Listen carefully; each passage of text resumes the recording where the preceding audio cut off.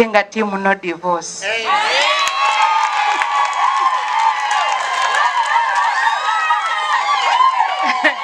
Si bwe kiri Solomon ne Justin bwe kibanga bwe kiri bwe kiti ekyo kyennyini tubakubireko engalo Mukama mulungi ekiseera kyonna. Amen. Kale leka twewombeeke tusooke twebaze Mukama olw'omukolo.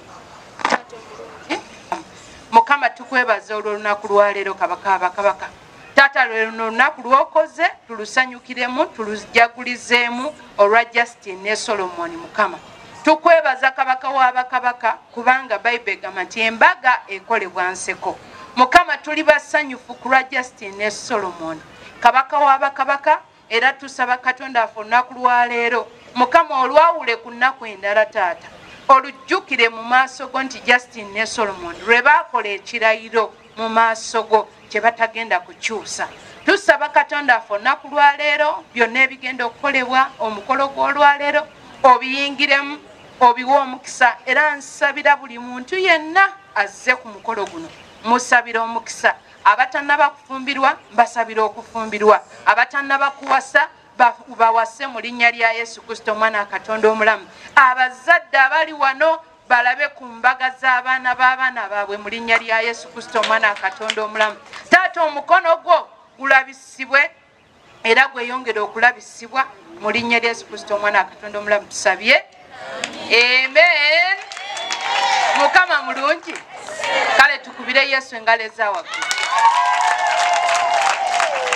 Mukama mulungi nnyo. Njagala kutwala okwebaza eri buli kinoomu abazze ku mukolo, ate era twagala kwebaza abamaama abatuzalira Justin ne bataata abazadde maama ne taata abasenga abakuza abazaala abakuza Justin, era twagala kwebaza n'abazadde bamaama bataata bakojja basenga abakuzaani Solomon. Mukama abawa omukisa mu linnya lya Yesu Kristo Omwana wa Katonda omulamu. Ate era twagala kwebaza n'olwa Solomon ne Justin okukkiriza Kristo okubeera omulokozi wammwe. Lunaku lwaleero lunaku lulungi lwa bigambo birungi, sigenda twala nnyo budde naye Mukama mulungi. Bayibuli egamba mu Matayo essuula ya 22 olunyiriri okutandikira ku lwa 37 paka ku lwa 4. Badde nsaba bampereze ku Bayibuli bakimbikkulire nze ngenda kyesomera. Matayo essuula ya 22 okuva ku lunyiriri olwa 37 paka ku lwa 40. Bambikkulire mangu. Mukama mulungi, mwebale kujja, mwebale kunyuma, ate mwebale kusabira abaana baffe bonna abalaba bonna Matayo 22. Matthew waliwo abazungu waliwo abangamba naye bannange oyogera Matayo ate mu luzungu bamuyita Matthew. Matthew chapter 22 from verse 37 okutuuka ku lwa up to 40. Bayibuli egamba nti 37 up to 40 egamba nti naye n'amugamba nti tutandikire kwa 34. Naye Abafalisaayo bwe baawulira nti abuniza Abasadukaayo ne bakuŋŋaana wamu. Bino nno ebigambo by'abagole mubiwulire nnyo. Muwulira? Ne bakuŋŋaana wamu. Si bagole bokka, na buli omu ali wano awulira. Wulira ebigambo bino nti ne wakuŋŋaana wamu. Omu ku bo ow'amateeka n'abuuza ng'akema nti omuyigiriza kiragiro ekikulu namugamba nti omuyigiriza ekiragiro ekikulu mu mateeka kiruwa? Lwa 37. Naye n'amugamba nti yagala Mukama Katonda wo n'omutima gwo gwonna n'obulamu bwo bwonna n'amagezi go gonna. Nako olunyiriri olwokubiri n'agamba kino kye kiragiro ekikulu. Muwulire ekiragiro ekikulu abagole. Mukiwulire ekiragiro ekikulu kwe kwagala Katonda wo n'amagezi go gonna n'omutima gwo gwonna. Ekiragiro ekyokubiri kikino n'ekyokubiri ekifaanana kyekino nti yagalanga mulirwanaawo nga bwe weeyagala wekka. Mukama waffe yeebazibwe. Nali ku Facebook nendaba ka story abafumbo baali bakyankalanyeemu batabuseemu. Bwe baatabuka ne bagaana okuddamu okwe buli omu n'asirikirira munne nga tebaagala buli omu kwenyega. Okitegeera? Naye ng'ate omukyala yalina obulwadde bwa asthma era ng'alina akantu kakozesa bakayita ka inhaler nga bw'akateekako addamu n'akola kinaatereera. Kati ekiro eggulo limu baakyankalana ne bakyankalana buli omu ne yeebaka nga tanyeze munne. Matumbi budde ekiro ennyo ssaawa zaalinga 10 oba 9 omukyala ng'afa n'akuba ku mwami we ng'amuzuukusa kwegamba ng'ayagala amuweereze ka inhaler akantu ako akamuyambako okusobola okuzibukula lungs ziddemu addemu atisobole okukola ki okussa. Oba olw'okuba omwami yali musunguwavu nnyo yagaana okuzuukuka bwe yalaba ng'akola ki bwe yalaba nga amuyitiddeko ng'amukuba ekyali yali asobola yali takyasobola kwogera wabula omukoonako ng'amukoonako oli yali musunguwavu nnyo n'akwata bedi cover n'agenda mu ddiro n'akola ki neyeebaka eyo. Busungu nga bumuli bubi. Obudde bwe bwakya ku makya omwami yakeera n'agenda mu bathroom n'anaaba nga tanyeze mukyala n'afuluma n'agenda okukola. Naye nga kye yali tamanyi nti omukyala yali ali bubi era ekiro ekyo yafa. Kati mulirwanaawo ayogerwako sigamba nti mulirwanaawo yekka oli gwe mupangisa naye oba gwe mwazimba naye ku kitundu. Mulirwanaawo yoyo omuntu gw'oli naye awo ali so close to you. Kati Bible tugambye tiyagalanga mulirwanaawo nga naawe bwe weeyagala wekka.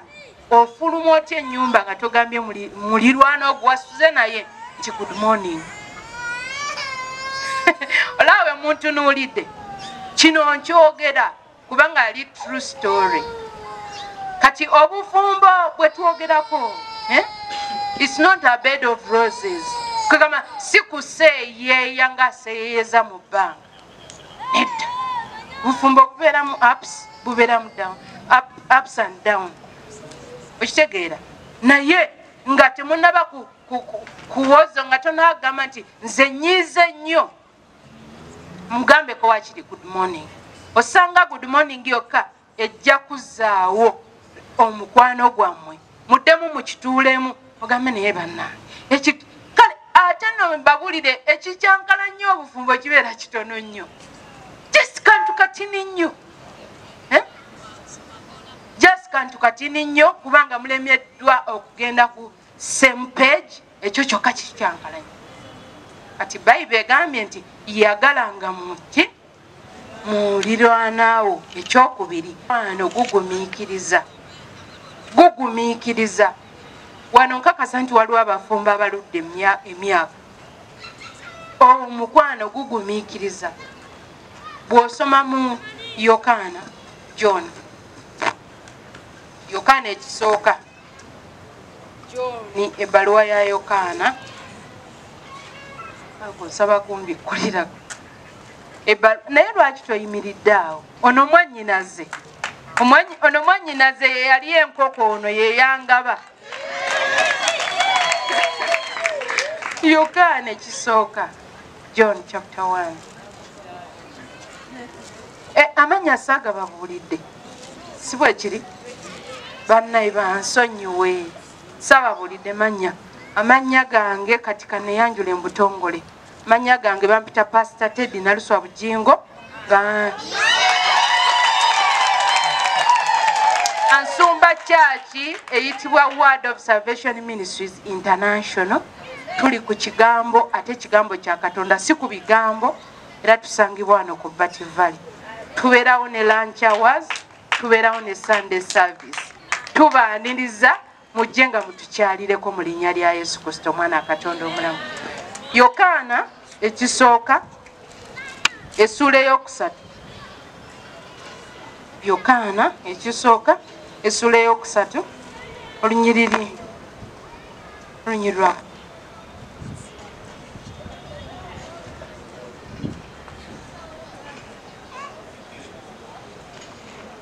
luteeka olwakuba lwa 16 egamba nti kubanga kino kwe tutegeerera okwagala kubanga oyo yawaayo obulamu bwe ku lwaffe naffe kitugwanira okuwaayo obulamu bwaffe ku lw'abooluganda. Obudde Bayibuli wegambye egambye nti kubanga ffe kino kwe tutegeerera okwagala kubanga oyo yawaayo obulamu bwe ku lwaffe naffe kitugwanira okuwaayo obulamu bwaffe ku lw'abooluganda. Kakati okwagala kugumiikiriza ate okwagala kuwaayo. Okitegeera kuwaayo owaayo n'ogamba nti ku lwa mukwano gwange gwe njagala kampeeyo obulamu ku lulwe. Okitegeera si kweyagaliza wekka wabula ku lwa munno. Owulira Justin ne Solomon nga Yesu bwe yatwagala n'atuweerayo obulamu nammwe muyina okwagalana buli omu okusobola okubeera ng'akola ki kitegeeza ki okudifendinga munne.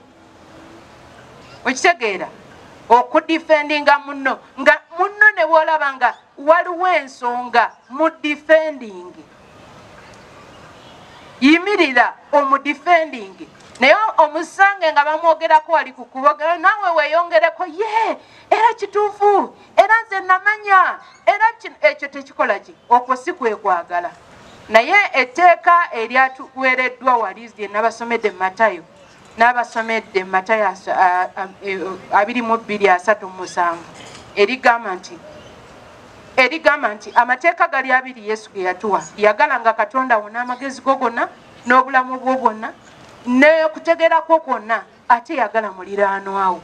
Bwe munaakola amateeka ago abiri mugenda kuwangaala mugenda kulaba bulungi bwa Mukama kubanga ekisooka mujja kuba mwagala Katonda. Ate bw'oyagala Katonda osobola okugumiikiriza. Bw'oyagala Katonda osobola okutambulira mu kwagala.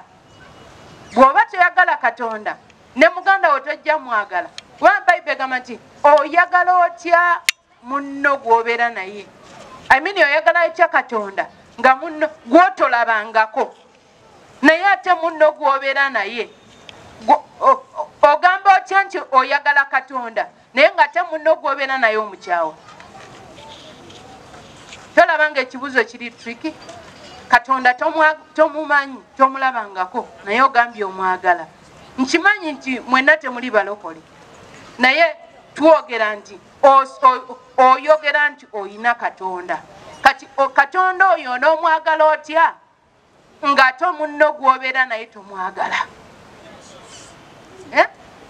Kati kikulu nnyo okwagalana, kikulu nnyo okugumiikiriziganya. Okitegeera mu bufumbo bwonna kikulu okugumiikiriziganya, kikulu nnyo okuteesa kukulu. Justin ne Solomon entanda gye mbasibirira. Olaba kati ffe tuli wano tuli bangi twakuŋŋaanye ku lwammwe naye kati lindako ssaawa za kafyu bwe zituuka tugenda baleka aba babiri. Era challenge ezi zonna ze mugenda okusisinkana mujja zisisinkana aba ate ne success yonna gye mugenda okusisinkana mugenda gisisinkana aba babiri. Kakati okuteesa kikulu nnyo nga senga tanaba kutegera Justin nga senga tanategera nsonga yo eriwo wakati wo ne Solomon nti simanya mwakoze mutya mutuule muteese. Okitegeera nga Solomon ebiseera ebisinga te babale nsimanyi naye nga kojja nga tanaba kutegeera nsonga yonna musooke mutuule muteese mutegeere kiki ekikyamu ekiriwo mukikwate mukiteeke mu maaso ga Katonda. Bayibuli egamba mu Yeremiya 3:27 agamba nti ye Katonda w'abo bonna abalina omubiri. Abuuza waliwo ekimulema? Kitegeeza tewali nsonga yammwe Katonda gy'agenda kulemererwa. Nga temunaakudda mu bapasita ababagatta ate ne mukuba enduulu ate kino ate kiri. Mutuule muteese. Tewaliwo nsonga nnene mu maaso ga Katonda. Ate tewaliwo kirema mu maaso ga Katonda. Abali wano mbakubiriza kino kyo ekigambo kyammwe. Mu Matayo 22 waliwo omusajja omugagga yategeka embaga. Bwe yategeka embaga n'agamba nti mubayite bonna bajje ku mbaga. Naye bwe baabayita bonna okujja ku mbaga buli omu yafuna ekyekwaso. Yagamba nze ngenda nze nina olusuku naguza olusuku. Oyo n'agenda mu lusuku. Omulala n'agamba nze nawasizza omukyala. Oyo n'agenda. N'omulala buli omu yeekwasa ensonga ze. Katonda n'agamba nti mugende mu kkubo muyite bonna bonna. Kubanga bali be yayita abaali abayite bonna baabinyoomoola. Tonyoomoola nga kigambo kya Katonda. Eggulu weeriri n'enkomerero weeri ne Geena weeri. Katonda atwagaza kulokoka. Katonda atwagaza tulokolebwe. Ayagala tulokolebwe. Bayibuli egamba nti bw'atyo bwe yayagala ensi n'okuwayo n'awayo omwana we omu Mukama waffe Yesu. Buli amukkiriza alokokere ku ye. Atamukkiriza omusango gumaze omusinga. Kati kiri gy'oli okkiriza Kristo okubeera omulokozi wo oba ogaana Kristo omusango gukusinga gukulindiridde. Kama bampeera omukisa mbaagala nnyo. Amannya geego nsigadde bampita Pastor Teddy Naluswa Bugingo nga nvira mu Word of Salvation Ministries International. Naye nga sinaba kuva waggulu ansooke nsabire abagole baffe. Nsabire abagole baffe ffenna mikono tujolekeza abagole. Tujja basabira ne mu nkomerero nga program bw'eneeba egenda naye ffenna buli ayagaliza abaana bano ekigambo. Manya ebiseera ebisinga bagenda ne bagamba abagole abazadde be babasabira abaana. Naye ng'ate wabeerawo ebiseera ebisinga wabeerawo abantu nga ye asobola okwogera ekigambo ekirungi ku baana baffe. Si bwe kiri? Kati yolekeze emikono eri abaana baffe tubasabire omukisa. Katonda omulungi Taata omwesigwa mu linnya lya Yesu Kristo omwana Katonda omulamu. Kama tukusinza Kama nkwebaza olw'abaana bano kabaka w'abakabaka abasazeewo olunaku lwaleero otwala ekirayiro ekitukuvu, ekirayiro eky'obufumbo obutukuvu kabaka w'abakabaka. Mukama mmanyi nti sitaani ayigganya obufumbo obutukuvu kubanga eno ye institution Mukama gye wakola okuva ku ntandikwa.